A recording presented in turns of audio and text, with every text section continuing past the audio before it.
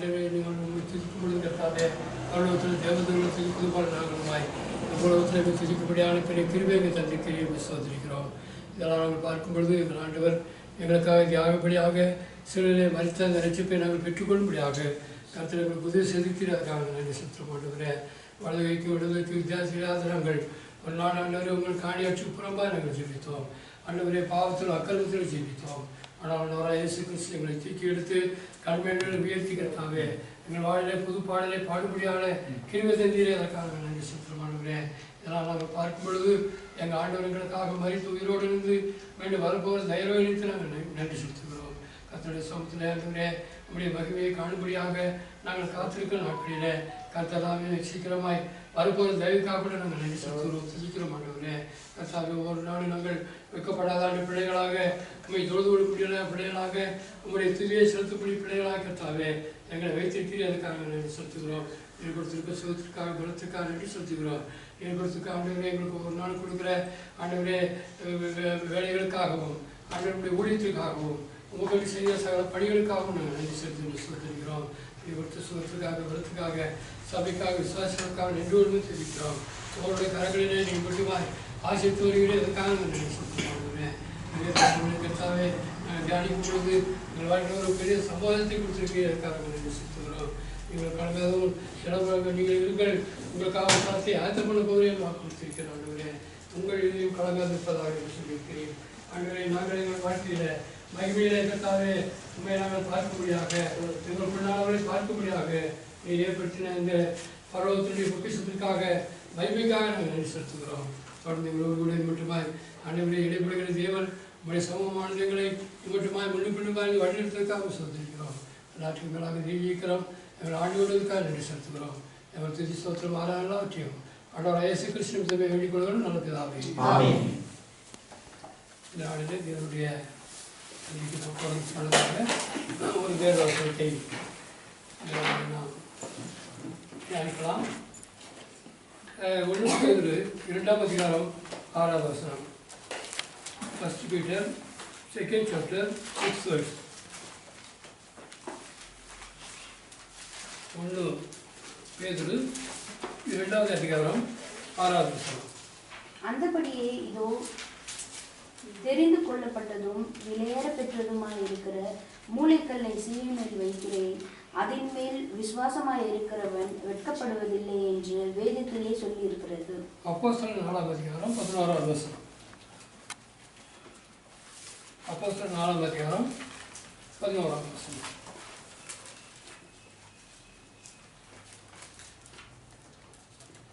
வீடு கட்டுவர்களாகிய உங்களால் தப்பமாய் எண்ணப்பட்ட அவரின் மூளை கைவிட்டு கழிந்தவனார்.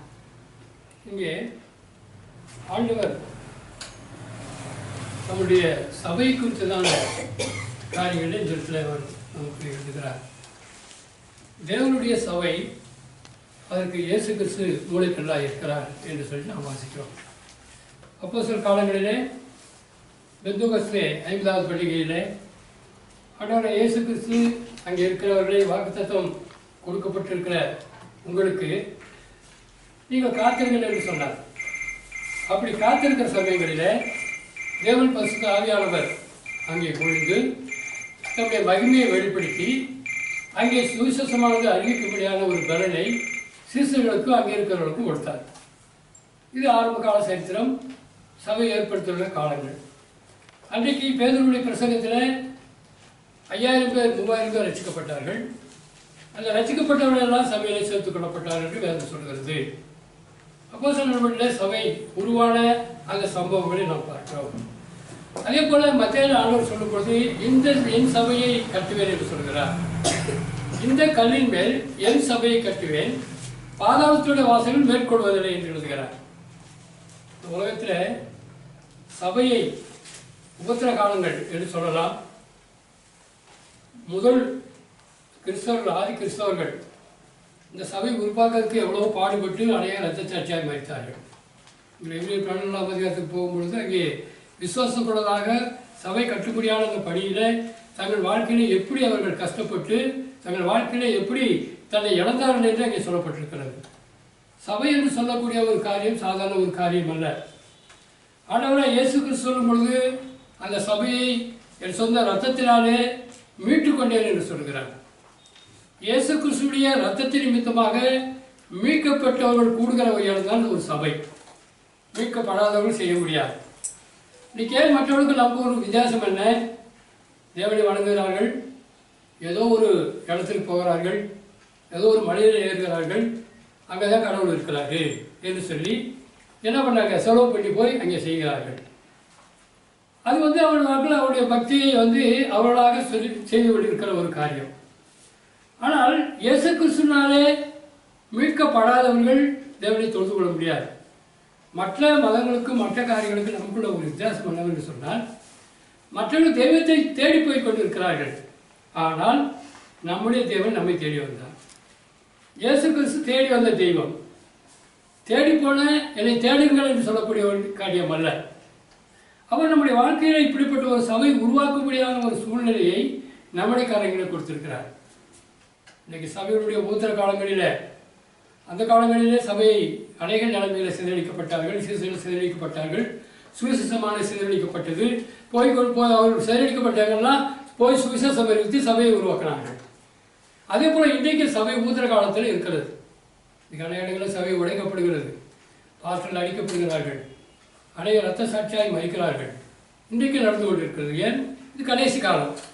ஆனால் ஆண்டவர் சொல்லிவிட்டால், என்னுடைய சபையை கட்டுகிறேன், பாதாளத்துடைய வாசல்கள் மேற்கொள்வதில் என்று சொன்னார்.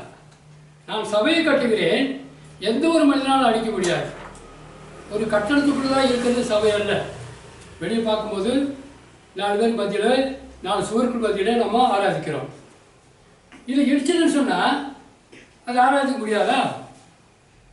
தேவன் நான் வாசம் பண்ணுகிற ஒரு இடம் ஒரு பெரிய ஒரு மாளிகையோ பெரிய கோபுரமோ அல்ல. இது நாமத்திலே எங்கே 2 மீட்டர் கூடியிருக்கிறோ மத்தியில் இருக்கிற அதுதான் சபை. அப்போ அப்படிப்பட்ட ஒரு ஐக்கியக்குள்ளதாக கொண்டு வருவதால் ஆண்டவர் என்ன பண்ணாரு? தன்னுடைய ரத்தத்தை சிந்தி சபையை உருவாக்கினார். ஆனால் இந்த சபையை இன்றைக்கு அழிக்க முடியவில்லை. இத்தனை வருஷம் ஆச்சு. இன்றைக்கி சபையில் தோன்றி இவ்வளோ வருஷம் இருந்தால் கூட அவர் அழிக்கிறார்கள், சபையுடைய கட்டளத்தை அழிக்கிறார்கள். தேவனுடைய பிள்ளைகளுடைய மனசை அழிக்க முடியாது. தேவன் தன்னுடைய பிள்ளைகளுக்கு கொடுக்கிட்ட அந்த ரட்சிப்பின் பாத்திரத்தை அவர்கள் உடைக்க முடியாது. அதுதான் இன்றைக்கு சபையை நமக்கு செய்து கொண்டிருக்கிறது. அப்படி இருக்கிற சமயங்களில் இங்கே அந்த சபைக்கு யார் மூளைக்கெல்லாம் இயேசு கிறிஸ்து இருக்கிறார். சபை ஒரு பாஸ்டரால் உருவாக்க முடியாது, ஒரு ஊழியக்காரனால் உருவாக்க முடியாது. தேவன் உருவாக்குறார். அது ஒரு கருவியாக நான் வைத்திருக்கிறார். அப்போ சொன்னாங்க, அவர் அங்கே சொல்லும் பொழுது என்ன பண்ண, அப்போ சொன்னாங்க அங்கே விதைக்கிறார்கள். விதைத்ததை அடுத்த சந்ததி தண்ணி ஊற்றிக்கிறது, அதுக்கு அடுத்த சந்ததி அறுவடை செய்கிறது. இன்றைக்கி நாம் அறுவடை செஞ்சிருக்கோம்னு சொன்னால் நமக்கு முன்னாடி விதை வைத்தவர்கள் அநேக கோடி பேர் இருக்கிறார்கள். அப்படி இருக்கிறது நிமித்தமாக தான் இன்றைக்கி சபையை நாம் செய்திருக்கிறோம். இல்லைன்னா சபையை உருவாக்க முடியாது. இந்த நிலையிலே பார்க்கும் பொழுது இங்கே சபை என்று சொல்லுகிற நிலைமையிலே நாம் பார்க்கும் பொழுது அங்கே 5 விதமான அலுவலர்கள் சபைகளில் இருக்கிறது. இங்கே என்ன வாசிக்கிறோம் என்று சொன்னால், அப்போஸ்தலர் நடவடிக்கைகள் மத்தேயு சுவிசேஷத்தில் 15ஆம் அதிகாரம் 9வது வசனத்தை வாசிக்கலாம். Matthew 15 chapter 9 verse. மத்தேயு 15வது அதிகாரம் 9வது வசனம்.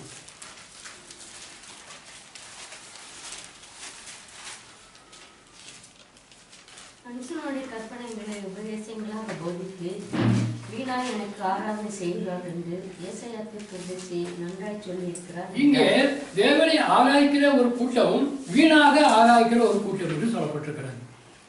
சபைகளில் நடக்கிற காரியங்கள் ஆராதனை என்று சொல்வது எல்லாம் ஆராதனை அல்ல. அதை நீங்கள் புரிந்து கொள்ள வேண்டும். உணர்ச்சிகளை வெளிப்படுத்துவதற்காகவோ அங்கே ஏதாவது ஒரு உணர்ச்சிபூர்வமான காரியம் செய்ததோ சபை அல்ல. தேவன் அதுக்காக அழைக்கவில்லை. அது அப்போஸ்தலர்கள் அங்கே செய்தார்கள் சொன்னால், அவர் என்ன செய்தார்கள்? சபையில் உட்கார்ந்து வசனத்தை கட்டிக்கொண்டு தேவனை துதித்தார்கள். வேதம் சொல்லுகிறது, ரட்சிக்கப்பட்டவர்களை அனுதினமும் தேவன் சபையை சேர்த்து கொண்டு வந்தார்கள். அவர்கள் தேவன் என்ன செய்தார்கள்? துதித்தார்கள். பவுலுசிலா ஜெயிலில் இருக்கும் பொழுது, சுவிசேஷமாக அவர்கள் ஜெயிலில் அடைக்கும் பொழுது அவர்களை பாடினார்கள், தேவனை துதித்தார்கள். அவங்க சும்மா உட்காந்துருக்கல, கத்தி கூச்சலாம் போடலை, தேவனை துதித்தார்கள். இன்றைக்கு துதி முக்கியமான ஒரு காரியம். அதைத்தான் என்ன செய்கிறோம்? ஆராதனையிலே தனிப்பட்ட முறையிலே தனியார் நிலைமையில் ஒரு ஆளாக செய்கிறோம். ஆனால் இந்த காரியத்தை குறித்து இன்றைக்கு விசுவாசிகள் வாழ்க்கையிலோ அந்த கடல் ஏற்றுக்கொள்ள வாழ்க்கையிலோ அவர்கள் வந்து இது ரொம்ப வந்து முக்கியமாக நினைக்கிறது கிடையாது. ஏதோ மாமியார் போட்டு வீட்டுக்கு போகிற மாதிரி வருஷத்துக்கு ஒரு தடவை 2 தடவை போயிட்டு சபையில் உட்காந்து வருகிற ஒரு நிலைமையில் இன்றைக்கு அநேகர் இருக்கிறார்கள். சபை கூடி வருவதை சிலர் விட்டு விடுவது போல நீங்கள் விட்டு விடாதீங்க என்று சொல்லி எபிரேயர் சொல்கிறார். எபிரேயர் வாக்கியம். அப்போ சபை கூடி வருவதை விட்டுவிடக்கூடாது, வேதம் அதுதான் சொல்லுது. ஆனால் இன்றைக்கி சபை என்று சொல்லும் பொழுது நமக்காக வைத்திருக்கிற சபை. நம்ம நினைச்சா போகலாம், நினைச்சா உட்காரலாம், நினைச்சா சுவிசேஷம் அறிவிக்கலாம், நினைச்சா வீட்டுக்கு போகலாம். அதுதான் இன்றைக்கி சபை என்று சொல்லும்போது அந்த மாதிரி ஒரு நிலைமை இருக்கிறது. அது தேவனுக்கு உகந்த ஒரு ஆராதனை அல்ல, தேவனுக்கு உகந்த ஒரு விசுவாசம் அல்ல. சபை வந்து வாரத்தின் முதலாவது நாள் அங்கே கூடுகிறது சொன்னால் நம்முடைய ஒரு ஐக்கியம், தேவனுக்கு நமக்கு உள்ள தொடர்பை புதுப்பித்துக் கொள்கிற ஒரு காரியம். மற்ற ஜனங்களுடைய நம்முடைய உடன் பிறந்தவர்கள் அல்ல, ஆனால் கிறிஸ்துவுக்குள்ளதாக உடன் பிறந்தவர்கள். ஒரே அப்பத்தியை ஒரே பான பண்ணுகிற ஒரு நிலைமையில் நாம் இருக்கிறோம். இதில் வித்தியாசம் கிடையாது. ஆண் என்றும் பெண் என்றும் உயர்ந்தவர் என்றும் தாழ்ந்தவர்கள் வித்தியாசமே கிடையாது. எல்லாம் ஒரே ஆவிக்குள்ளதாக தாக தீர்க்கப்பட்டு வேதத்தில் சொன்னபடி தேவனுடைய பந்தியில் நாம் சேர்க்கிறோம். இதில் வித்தியாசம் கிடையாது. ஆனால் இந்த காரியத்தில் நாம் சபை என்ற காரியத்தில் வந்து அநேகம் விட்டு விட்டு செய்கிற காரியங்கள் தான் பிரச்சனை உள்ள காரியமாக இருக்கிறது. தேவன் வந்து ஆண்டவர்களுக்கு வந்து 7 நாள் கொடுக்குறார் வாரத்தில். அந்த 7 நாள் நம்ம எப்படி பயன்படுத்துறது முக்கியமான ஒரு காரியம். மற்ற 6 நாள் நம்ம எப்படியோ பண்ணிடுறோம், என்னென்னோ பண்ணுறோம். நம்ம வேலை செய்கிறோம், அது செய்கிறோம், இது செய்கிறோம், என்னென்னமோ செய்கிறோம். அனைவரும் வந்து ஒன்றுமே செய்யாதபடி உட்காந்துட்டு இருக்கிறாங்க. அனைவரும் மற்ற காரியத்தை எல்லாம் சிந்திச்சு சுகரை ஜாஸ்தியாகி என்ன பண்ணுறாங்க, போய் சேர்ந்துடுறாங்க. இதுதான் நடக்குது. உட்காந்து தேவனுடைய காரியத்தை தேவனோடு கூட உருவாடுகிற நிலைமை இன்னைக்கு இல்லை. ஏதோ ஒரு சபை என்று சொல்லக்கூடிய ஒரு நிலைமை வந்து ஒரு ஏதோ ஒரு ஆஃபீஸுக்கு போயிட்டு வர மாதிரி நினைச்சிடக்கூடாது. இந்த மாதிரி வேதம் சொல்லவில்லை. இங்கே தேவனை துதிக்கும்படியான நிலைமை இருக்கிறது, தேவனை மையப்படுத்தக்கூடியான நிலைமை இருக்கிறது. ஒரு ஐக்கியத்தை நாம் எதிர்பார்க்கிறோம். ஒரு காலத்தை ஒருவர் சுமந்து கிறிஸ்துவனுடைய பிரமாணத்தை நிறைவேற்றுவதாக இருக்கிறோம். அதுதான் சபை. இதில் எவ்வளோ அசட்டியாக நம்ம இருக்கிறோம், எவ்வளோ நாள் இருந்துருக்குறோம். நீங்கள் சிரிச்சு பாருங்க. ஒரு வயசான ஒரு பாட்டியம்மா அமெரிக்கா தேசத்தில் வந்து சபைக்கு போகிறாங்க. ஒரு நாள் ஞாயிற்றுக்கிழமை ஆப்ஷன் இல்லையா. கிட்டத்தட்ட அவங்க வந்து 60 வயசு மேலே ஆயிடுச்சு. 60 வயசு எந்த நாளையும் ஞாயிற்றுக்கிழமை வீட்டில் இருந்தது இல்லை. இது வந்து டைம்ஸ் ஆஃப் இந்தியா வந்து அவரை பேட்டி பண்ணி போட்டிருந்தது. அப்போ அவர் கேள்வி கேட்குறாங்க, என்னையா இந்த இத்தனை வாரங்கள் இத்தனை வருஷங்களில் ஒரு நாள் இந்த அம்மா சுகம் இல்லையா? ஒரு கேள்வி.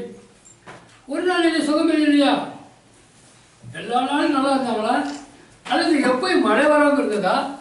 இவங்க ஏன் சபைக்கு போய் மழை வந்து நிறையாமல் இருந்தாங்களா? இப்படி கேள்வியெல்லாம் கேட்டாங்க. இதையெல்லாம் மீறி அந்த மாதிரி என்ன பண்ணுறாங்கன்னா, ஒரு நாள் நிற்கலையா சபைக்கு? ரொம்ப ஆச்சரியமான ஒரு காரியம்.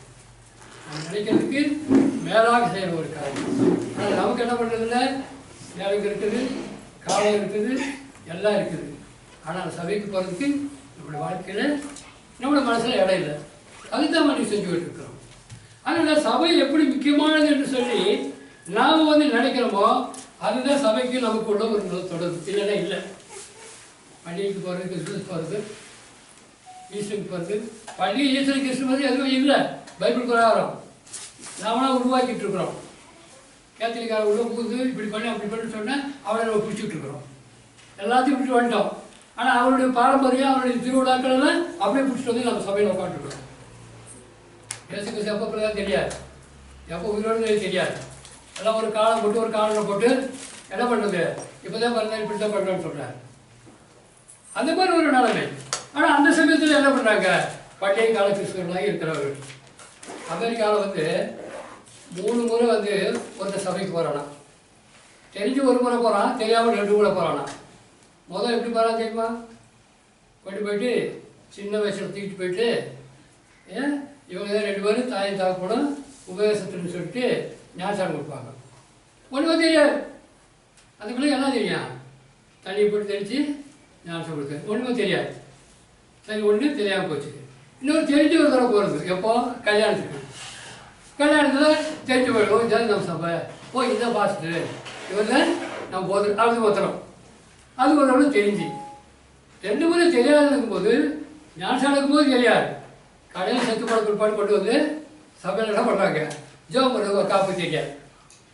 அதனால ஒரு கிறிஸ்தவனாக இருக்கிறவங்க என்ன செய்யறாங்கன்னு சொன்னால், ஒரு முறை தெரிஞ்சு 2 முறை 2 முறை தெரியாமல் சபைக்கு போகிறோம். இதான் நடக்குது.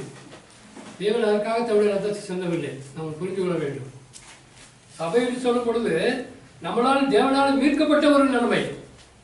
ஒரு தாயும் தகப்பனும் ஒரு தகப்பனும் ஒரு பையனும் நம்மளால் ஆசைப்பட்டாங்களா தன்னுடைய பியூட்டி பெண்ணாடி போகிற அந்த தண்ணியில் ஒரு போட்டு செய்து, ஒரு படகு செய்து அதில் விடணும்னு சொல்லிட்டு ரொம்ப நேரம் நினைச்சாங்களாம். அதனால என்ன பண்ணுறாங்க, சில பொருட்கள்லாம் வாங்கி ஒரு அழகான ஒரு படகு செஞ்சு அந்த தண்ணியில் விட்டாங்களாம். தண்ணியில் விட்ட உடனே ரொம்ப இவருக்கு சந்தோஷம், ஆனந்தம். அப்புறம் மறுபடியும் ரொம்ப சந்தோஷப்படுறாங்களாம். போயிட்டுருக்குது. கொஞ்சம் தூரம் போன உடனே போயிடுச்சு, தண்ணியில் அழைச்சிட்டு போயிடுச்சு. அது எங்கே போனதுன்னு தெரியல. இவங்களுக்கு ரொம்ப துக்கம் ஆயிடுச்சு. நம்ம இவ்வளோ கஷ்டப்பட்டு எவ்வளோ காசு செஞ்சு போயிடுச்சேன்னு சொல்லிட்டு நாட்கள் சில நாள் போன பிற்பாடு ஒரு நாள் அந்த பையன் வந்து மார்க்கெட்டுக்கு போகிற சமயத்தில் ஒரு கண்ணாடி ஷோகேஸில் இவன் என்ன செய்தாலும் அந்த படம் அங்கே இருக்குது. இவனுக்கு ரொம்ப ஆச்சரியம், எப்படி இந்த படம் இங்கே வந்தது? இது நானில் செஞ்சுருக்கேன், நானும் அப்பாவும் சேர்த்து என்ன செஞ்சோம், இந்த படம் இப்படி இருக்குதுன்னு சொல்லிட்டு அவங்ககிட்ட போய் கேட்டாங்க. ஐயா அந்த படகு எனக்கு வேணும்னு சொல்லிட்டு நான் சொன்னேன், இது வந்து சும்மா கொடுக்குறதில்லப்பா, இது என்ன பண்ணுறது, இதுக்குள்ளே காரியம் ஒரு 100 ரூபா நீ கொடுத்துன்னு சொன்னால் உனக்கு கொடுப்பேன்னு சொல்லிட்டு உடனே வீட்டுக்கு போகலாம். இருக்கிற காசெல்லாம் உண்டியில் நல்லா பார்த்துட்டு இருக்கிற காசெல்லாம் கொண்டு வந்துட்டு அவன் கையில் கொடுத்துட்டு வாங்கிட்டு போயிட்டான். எதை? அந்த படகு வாங்கிட்டு போகிறான். போயிட்டு வீட்டில் சொல்கிறான், இந்த படகை நீ 2 முறை எனக்கு சொந்தமாக இருக்கிற. ஒன்று, நான் உன்னை உருவாக்கியிருந்தனால, நானே உருவாக்கி தண்ணியை விட்டு நீ காணாமல் போயிட்டேன், அதனால நான் உருவாக்கும் நிமித்தமாக நீ எனக்கு சொந்தம். 2வதாக நான் காசு கொடுத்து உன்னை வேலைக்கு வாங்கியிருக்கிறேன், நீ 2வதோட எனக்கு சொந்தம்னு சொல்கிறான். அப்போது 2 முறை சொந்தம் தேவனுக்கு. நம்ம குண்டாக்கினால படித்த நிமித்தமாக சொந்தம். நம்முடைய ரத்தத்தினால சிந்தி நம்மளை பிசாசின் கரைகளிலிருந்து விளைவிடத்தில் மீட்ட ஒரு காரியத்தை நம்முடைய ரத்தத்தினால் மீட்கப்பட்ட அந்த சாயல் ஒரு பாடம். நம்ம 2 தடவை பண்ணியிருக்கோம், 2 தடவை ஆண்டவர் செய்திருக்கிறோம். அதனால தான் ஆண்டவர் சொல்றாரு, நீ 2 முறை பிறக்கணும்னு சொல்ற. 2 முறை, நீ 2 முறை பிறக்கணும். 2 முறை பிறந்தன்னு சொன்னால் உனக்கு 1 மரணம். நீ 2 முறை பிறக்கலன்னு சொன்னால் உனக்கு என்னது 2 மரணம். அப்போ கிறிஸ்துவனாக இருக்கிற நாம வந்து இந்த உலகத்தில் பிறக்கிற ஒரு நிலைமையில் 2 முறை பிறந்தன்னு சொன்னால் உனக்கு ஒரு இடம் அங்கே இருக்கிறது. நீ என்ன பண்ணுற, நீ 2 முறை பிறக்காத நிலைமையில் இருக்கும் பொழுது இன்னொரு இடத்துல போய் நீ தந்தமாகிற. அதனால தான் ஆண்டவர் சொன்ன, நீ மறுபடியும் பிறக்கணும். மறுபடியும் பிறக்கும் பொழுது இந்த உலகத்தில் 2 முறை பிறந்தவர்களுக்கு பரலோகம் இருக்கிறது, 1 முறை பிறந்தவர்களுக்கு நரகம் இருக்கிறது. 1 முறை பிறந்திருக்கிற மையா தாயின் வயிற்றிலிருந்து, 2வது கிறிஸ்துக்குள்ளதாக நான் பிறக்கலை. அது நிமித்தமாக நான் நரகத்துக்கு போக போகிறேன். ஆனால் நான் 2 முறை இந்த உலகத்தில் பிறந்திருக்கிறேன். எப்படி? தாயின் கருவறையில் நான் பிறந்திருக்கிறேன். 2வதாக இயேசு கிறிஸ்துவின் பிள்ளையாக நான் பிறந்திருக்கிறேன். அது நிமித்தமாக நான் பரலோகத்தில் இருக்கிறேன். இதுதான் இவருடைய தத்துவமாக இருக்கிறது. அதனால இன்னைக்கு தேவனுடைய சமூகத்தில் இருக்கிறான்னா, இயேசு கிறிஸ்துவினுடைய பிள்ளைகளாக இருக்கிறான்னா, முதலாவது இங்கே செய்கிற ஒரு ஆராதனை என்ன? வீணான ஆராதனை, தேவையில்லாத ஆராதனை. இது எல்லாம் பார்க்குறோம். டிவியில் இருக்க ரொம்ப ஜனங்களுக்கு ரொம்ப ஈஸியாக போயிடுச்சு செய்திகள். ஆராதனைன்னு சொல்லி எல்லாம் போயிடுச்சு. அமெரிக்கா தேசத்தில் அநேக ஆராதனை போகிறதே கிடையாது. ஏன் தெரியுமா? டிவியில் உட்காந்துட்டு ஆராய்ச்சி என்ன பண்ணுறாங்க, திருப்தியாக போயிடுறாங்க. இது நடந்துட்டு இப்போ கூட நடந்துட்டு இருக்குது. எக்யூப்மெண்ட் ஆனது எலக்ட்ரிக் எக்யூப்மெண்ட் ஆக ஆக தேவனுடைய விசுவாசம் போயிட்டே இருக்குது. அப்போ என்ன பண்ணுவாங்க, நம்ம பிள்ளைகளை உட்காந்து ஜெபம் பண்ணி சொல்லிட்டு எல்லாம் சேர்ந்து ஜெபம் பண்ணுவோம். இப்போ என்ன பண்ணாங்க, தாயும் தகப்பனும் ஜெபம் பண்ண வேண்டிய நிலைமை. நாட்கள் ஆக ஆக தாய் மற்றதே ஜெபம் பண்ணுவார், இவரும் ஜெபம் பண்ண மாட்டார். ஏன்? வேலை. நைட் ஷிஃப்ட் போகிறோம், போயிட்டாங்க. நைட் ஷிஃப்ட்லாம் போயிட்டு உட்காந்து என்ன பண்ணேன், கம்ப்யூட்டர்லாம் உட்காந்துட்டு இருக்கணும். பிள்ளைங்க என்ன பண்ணுறாங்க, வாட்ஸ்அப்பில் எதில் உட்காந்துட்டு இருக்கணும் எடுத்துட்டு. இவங்க பேசுகிறது ரொம்ப கம்மியாச்சு. வீடுகளில் போய் நம்ம போய் உட்காந்துன்னு வச்சுக்கோங்க. ஒரு பிஸ்னஸ் வீட்டில் போய் உட்காந்துன்னா பாஸ்ட் வாங்கன்னு உட்கார வச்சுருவாங்க. அங்கே கூட அவங்க நோண்டிகிட்டு இருக்காங்க, இப்படி எப்படி நோண்டிட்டு. பாஸ்டர் அவங்க மூஞ்சியே பார்த்துட்டு இருக்க வேண்டியது. பார்ப்பார், அவர் எந்திரிச்சு வந்துடுவார், அவ்வளோதான். ஒரு பாஸ்டர் வந்து இப்படி போகிறாரு. போன உடனே பாஸ்டர் வாங்குவாங்கன்னு உட்கார வச்சாங்க. ரொம்ப சந்தோஷம் உட்காந்தாரு. அம்மா நீங்கள் பையன் எத்தனாவது படிக்கிறான்? பையன் சொல்கிறேன், நான் 8வது படிக்கிறேன். சந்தோஷம். 10 கட்டளை ஒரு கட்டளை சொல்லு அப்படின்னு கேட்டான். அவன் கட்டளே எழுத இல்லை, அவன் முடிக்கிறான். இந்த இது இப்போ பேரண்ட்ஸ் என்ன பண்ணாங்க, அதுக்கு மேலே முடிக்கிறாங்க. 10 கட்டளை என்னன்னு கிறிஸ்தவ வீட்டில் செய்கிற ஒரு காரியம். சரி, இப்போ வந்து கோலியாத்தை வந்து யார் வந்து கல்லை தெரிஞ்சாங்கன்னு கேள்வி கேட்டாங்களா? அவன் அழக ஆரம்பிச்சிட்டான் அந்த பையன். நான் அடிக்கவே அடிக்கல, எனக்கு தெரியாது, அவன் யாருமே தெரியாது சொல்லிட்டு. உடனே அப்பாவும் சொன்னாங்க, ஐயா எந்த வம்புக்கு இந்த பையன் போக மாட்டாங்க. இவங்க கேள்வி கேட்டதில்லை, தாவீது வந்து யார் வந்து கோலியாத்து கல்லை தெரிஞ்சது, நான் இல்லை நீ இல்லைன்னு சொல்லிட்டு கடைசியில் பார்த்து சொல்லிட்டாரு, நம்ம நல்ல குடும்பம், நீங்கள் நல்லா போயிட்டாரு. இப்படித்தான் இருக்குது இன்னைக்கு. நம்ம பிள்ளைகளுக்கு பைபிள் சொல்லி கொடுக்குறோமா, ஜோமனை கற்றுக் கொடுக்குறோமா? இல்லை. என்ன அவங்களுக்கு என்ன தேவை எல்லாத்துக்கும் கொடுக்கணும், கொடுக்க வேண்டாம்னு சொல்லலை, எல்லாம் கொடுக்கணும். அதே போல் பைபிளையும் கையில் கொடுக்கணும். ஒரு வேளை வந்து பெற்றோர்கள் வந்து பிள்ளைகள் வந்து அதிகமாக இருக்கிறது தாயினிடத்தில், காப்பிடத்தில் கிடையாது. அப்போ அவர்கள் வந்து கற்றுக் கொடுக்கணும். வில்லியம் கேரி அவங்க வீட்டில் 10 பேர் பிள்ளைங்க. அந்த 10 பிள்ளைகளை என்ன பண்ணாங்க, தூங்கின பிற்பாடு அந்த அம்மா ஒவ்வொரு கலையை கை ஜோம் பண்ணுவாங்க. இந்த பையன் கூட்டிகிட்டு போகணும். ஒரு நாளும் தான் பிள்ளையை வந்து என்ன பண்ணுறது, வேலைக்கு போனால் ஜோம் பண்ணதே கிடையாது. என் பிள்ளையை கூடி ஜோம் பண்ணாங்க. அதில் தான் வில்லியம் கேரி இங்கிலாந்து தேசத்துலேருந்து வேலை என்ன செஞ்சேன் தெரியுமா, செருப்பு தைக்கிற தொழில். செருப்புனா புது செருப்பு இல்லை, பழைய செருப்பு கூட ரிப்பேர் பார்க்குற மனுஷன். ஒரு மேப் வச்சுருப்பார், உலகம் உருண்டை, எப்பயும் சுற்றிட்டு அந்த இந்தியாவை பற்றியே ஜோம் பண்ணிட்டு இருப்பார். ஆண்டவரே நான் இந்தியாவுக்கு போகணும், இந்தியாவுக்கு அவர் மிஷின்லாம் கூப்பிட்டாங்க. நாங்கள் வந்து இந்தியாவுக்கு மிஷின் அனுப்புவார், யார் வரும்னு சொல்லிட்டு இவர் கை தூக்கினார். எல்லாம் சிரிச்சாங்க, இவன் செருப்பு தைக்கிறவங்க, இவனை போய் வந்து கொண்டு போகிறான்னு பெரிய பேர் கேட்டு பண்ணாங்க. அவங்க நான் செருப்பு தைக்கலையா, பழைய செருப்பு தைக்கிறதாரு. அப்பயும் கடைசியில் ஏதாவது ஒரு நிலவில் கடவுள் அவர் அழைச்சது நிமித்தமாக அவர் என்ன பண்ணுறாங்க, இந்தியாவுக்கு போகிறது விட்டார். கல்கத்தாவில் வந்து இறங்குறாரு. அங்கே இறக்க விடல அவரை.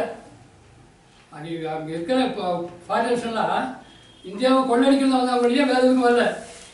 அப்படி திருப்பி அனுப்பலான்னு பிரயாசப்பட்டாங்க. அவரும் அவர் மனைவி ஒரு பையன். அந்த பங்களாதேஷில் கூப்பிட்டதுக்காக இல்லை, நீ ஃப்ளைட்டில் வராது கப்பல் வரான்னு சொன்னால் போயிட்டாங்க. 100 பேர் 1000 பேர் மாலை விட்டு போடுவாங்க இன்றைக்கு இருக்கிற சூழ்நிலையில். அன்றைக்கி மாலை கிடையாது, ஒன்றும் கிடையாது. அந்த இறங்கினார், பங்களாதேஷில் இறங்கினார். இறங்கிட்டு கற்றுக்கினார், பங்களாதேஷில் பாஷை கட்டினார். இந்தியாவில் இருக்கிற இடத்துல 38 பாஷை கற்றுக்கிட்டார். ஒரு மனுஷன், இங்கிலாந்து தேசத்தில் இருக்கிற ஒரு மனுஷன் கடவுள் தெரிந்து கொண்டது நிமித்தமாக அவர் வந்ததுனால 38 பாஷையை கற்றுக்கிட்டார்.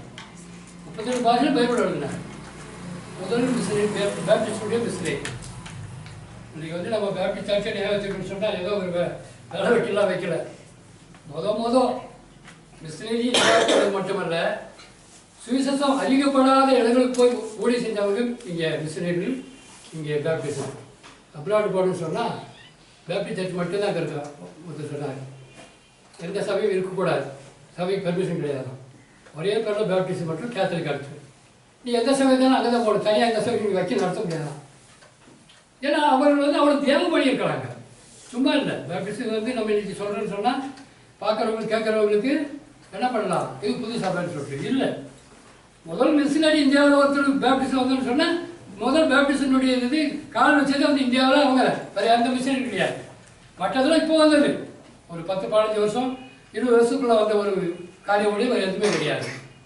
அப்படிப்பட்ட ஒரு நிலைமையில சபைகள் உருவாக்குறதுக்கு அதெல்லாம் மிஷினரி பண்ணிட்டு அவருக்கு என்ன வேலை தெரியுமா, போயிட்டு வந்து ஊழியம் செய்யறதில்லை, சொந்த பாஷை அங்கே கற்றுக்கணும். இந்தியாவில் தமிழ் கற்றுக்கணும். பேப்டிஸ்ட் வந்து எங்கள் ஒரு திண்டுக்கல் சொல்லக்கூடியத்தில் ஆப்பிள் பீன்னு சொல்லி கூட ஒரு மிஷினரி வந்தார். அவர் என்ன பண்ணுவார், டாக்ஸி வச்சுக்கிட்டு வேனில் போவார். அங்கே சிலாடெல்லாம் அந்த படம் போடுறது, அந்த காலத்தில் பேசும் படமாக இருக்கணும், ஊம படம், அப்படி எல்லாம் பண்ண சிலாடி போட்டு காமிப்பார். அவர் என்ன நான் சரி ஃபாரினர்ஸ் தெரியல, அவ்வளோ அருமையாக அவர் பேசுகிறார். அவர் சொன்னார், அவர் நாங்கள் மிஷினே வந்தாலும் முதல் அந்த இடத்துல எந்த பாஷை அர்த்தம் கற்றுக்கணும். அப்படிப்பட்ட ஒரு தியாகங்க. சபைன்றது சாதாரண இல்லை. வேதத்தில் சொல்லப்பட்டிருக்கிற சபை அப்படிப்பட்ட மிஷினரியை தாங்கினதுனாலே அந்த சபை கஷ்டப்பட்டிருக்கிறது. அதனால அங்கே வந்து வீணான ஆராதனைக்கு இடமே கிடையாது. அங்கே வேதம் சொல்கிறது. இன்னொரு காரியம் சொல்லப்பட்டிருக்கிறது 16வது லெவலுக்கு, அதாவது ரோமர் கழிஞ்சிருக்கும் 16ஆம் அதிகாரம் 7வது வசனம். ரோமர்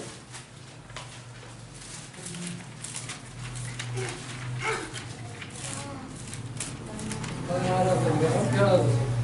அப்போஸ்தலருக்குள் பெயர் பெற்றவர்களும் எனக்கு முன்னே கிறிஸ்துவுக்குள் ஆனவர்களும் என் இனத்தாரும் என்னுடனே கூட காவலில் கட்டுண்டவர்களாய் இருக்கிற அன்றோனிக்கேயும் யூலியாவையும் வாழ்த்துங்கள். இங்கே சபையில வந்து அவர்கள் வந்து கஷ்டப்பட்டவங்க, அவங்களே வாழ்த்துங்கன்னு சொல்றாரு. சும்மா இல்லை, சும்மா மேலோட்டமாக இருக்கிறவங்க இல்லை. அப்போ ஒரு இடத்தை சொல்லும் பொழுது கிறிஸ்துவனாக ஆக்களாகியும் அவர்கள் என்ன பண்ணுறாங்க, நீங்கள் வாழ்த்துங்கள். அவர் சுசேஷத்திற்காக தலையை கொடுத்தவர்கள். கிறிஸ்துவ ஆக்கிலாம் வந்து அவங்க வந்து மனைவி, கணவன் மனைவி, ஒரு கிரேக்க யூதர் அந்த நிலைமையில் அவர்கள் வந்து சுவிசேஷத்திற்காக தங்கள் தலையை கொடுத்தவர்கள் சொல்லி பவுல் எழுதுகிறார். சபைக்காக தலையை கொடுத்தவர்கள். இன்றைக்கு வேதங்களை நீங்கள் அதிகமாக பார்க்கும் பொழுது அப்போஸ்தலர் காலத்திலேருந்து அச்சை நடந்தது. ஏரோராஜா அங்கே வந்து சீசரெல்லாம் என்ன பண்ணுறான், கொலை பண்ணுறான். அவர்களுக்கு சுவிசேஷ அறிஞர்கள்லாம் கொலை பண்ணுறான். ஏன் இப்படிப்பட்ட ஒரு நிலைமை? அதனால் இன்றைக்கு சபை வந்து சாதாரண ஒரு காரியம் இல்லை. தேவனாலே சிந்தப்பட்ட ரத்தம் கொடுக்கப்பட்டு வீடு சம்பாதித்த ஒரு இடம் சபை. அந்த சபையிலே நாம் ஒரு நிலைமையிலே அவருடைய பிள்ளையாக இருக்கிறோம் என்று சொன்னால் நமக்கு ஒரு பெரிய பெருமை, வேறு எதுவுமே கிடையாது. இதில் வந்து ஏதோ வந்து நாம் வந்து ஆண்டவருக்காக ஏதாவது செஞ்சுட்டு ஆனந்தாலும் அன்னதானம் கோதானம் வசந்தானம் கொடுத்துட்டு கடவுளை எப்போ கருக்கலான்னு சொல்கிறது அல்ல. ஒன்றுமே இல்லாத நிலைமையில தான் ஆண்டவர் நம்ம தேடி வந்தார். அவங்ககிட்ட ஒன்றுமே கிடையாது. நான் உன்னை கொடுக்குற உன்னை தேடி வந்துட்டு நீ வாழ்ந்துட்டு கூப்பிட்றாங்க, அவ்வளோதான். அதுதான் சபை. அதனால் இந்த சபையில் நாம் கட்டி காக்க ஆண்டவர்களுக்கு உதவி செய்வதாக இந்த ஆலயத்தை அல்லது தேவனுடைய சபையை என்ன பண்ண முடியாது, யாருனாலும் அடிக்க முடியாது. எப்படிப்பட்டவங்க வந்தாலும் சரி, எந்த கவர்மெண்ட் வந்தாலும் சரி, நமக்கு நிகழ்ச்சி தெரியுது. அங்கே போயிடுச்சு, அங்கே போயிடுச்சு, அங்கே உடச்சிட்டாங்க, உடச்சிக்கோ, நீ என்ன செஞ்சுக்கோ.